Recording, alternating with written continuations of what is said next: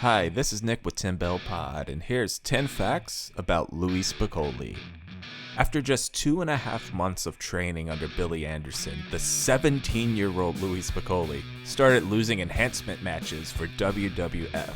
No indies, no developmental deal, just straight to working with guys like Mr. Perfect, Arn Anderson, Harley Race, and the Big Boss Man.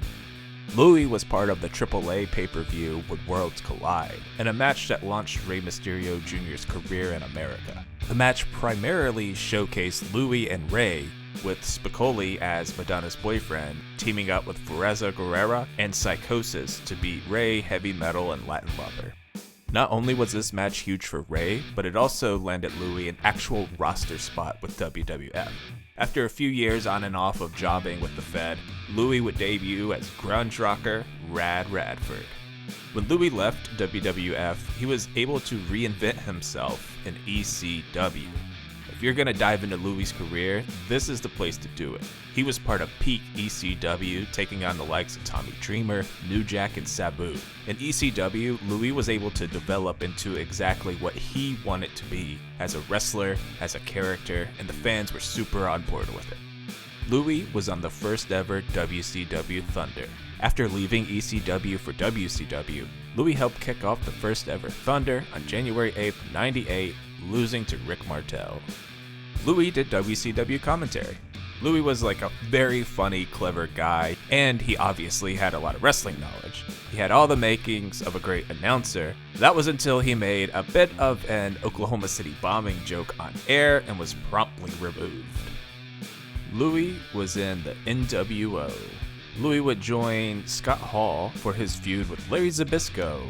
The whole Scott-Larry feud is underrated and under the radar as far as the NWO goes, but Louie is smack in the middle of it, providing some solid comedy. Louie is unfortunately in the tragic 27 Club. Louie had his battles with addiction, but when he signed with WCW, he left all that behind. But sadly, when he learned that his mother was terminally ill, it caused him to relapse, and this led to his heartbreaking passing in February of '98. As devastating as Louie's death is, it did inspire Rob Van Dam to quit abusing prescription meds. Rob was headed down the same road that Louie and many pro wrestlers went, but this triggered RVD to clean things up a bit, most likely saving his life. Okay, this one isn't a fact as much as it's like a weird thing that's most likely not a fact. There's a conspiracy with Louie. At several AML shows in High Point, North Carolina towards the end of 2018, a man showed up looking to get a match, and he was calling himself Louie Spicolli. He introduced himself to fellow wrestlers, fans, and claimed that he was Louie. He had faked his death because he had some dirt on Vince McMahon, who was trying to kill him. But eventually, wrestler George South would run him off, and he hasn't been seen since.